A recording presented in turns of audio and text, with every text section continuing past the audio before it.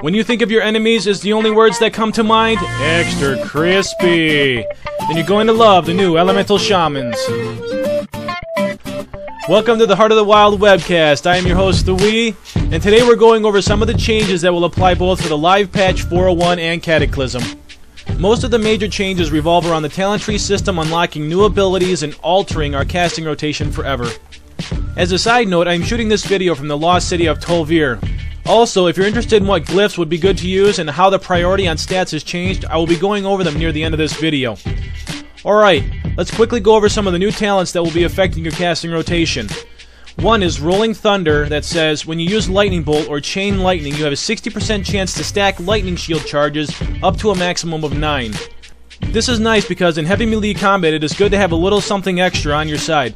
However, if you want to see this baby in full bloom, speccing down into Fulmination is a mandatory, which allows Earth Shock to use up any surplus Lightning Shield charges to deal their combined total damage to the enemy target.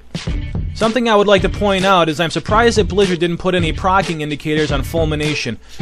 Nonetheless, I'm sure you can see how this will affect our casting rotation, but let's go over this to clarify any outstanding confusion. Opening with Flame Shock is still preferred. Next, roll off Lava Burst, followed by spamming Lightning Bolt.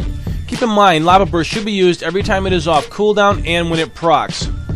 Don't forget to keep an eye out for the Lightning Shield stacks to be around 7 to 9, so Earth Shock can be used to get that extra DPS boost. Also, it is important that Earth Shock isn't used if there's less than 6 seconds on your Flame Shock. As a side note, the talent Totemonic Wrath allows all fire totems to increase the spell power of any party or raid members within 100 yards by 10%. Taking that into account, it is recommended that you use the Searing Totem instead of the Flame Tongue for extra DPS. Sparking that Needle Factor, Elemental Shamans will be getting a new spell called Earthquake, and not to be undone, Spirit Walker's Grace, which will allow them to move while casting. This is epic! While notable that Shamans are getting some worthwhile changes, they are also losing a few in the area of mana replenishment. The removal of Unrelenting Storm and the new desire for Lightning Shield instead of Water Shield makes mana regen and conservation more important. With all the other changes, it is worth taking a second to go over the priority for stats. Hit and Spirit are on the same level now, and Intellect will be next, followed by Mastery and Haste, and then lastly Crit. The reason that Spirit is so important is because of the talent Elemental Precision, which gives 1 point of hit per 1 point of Spirit.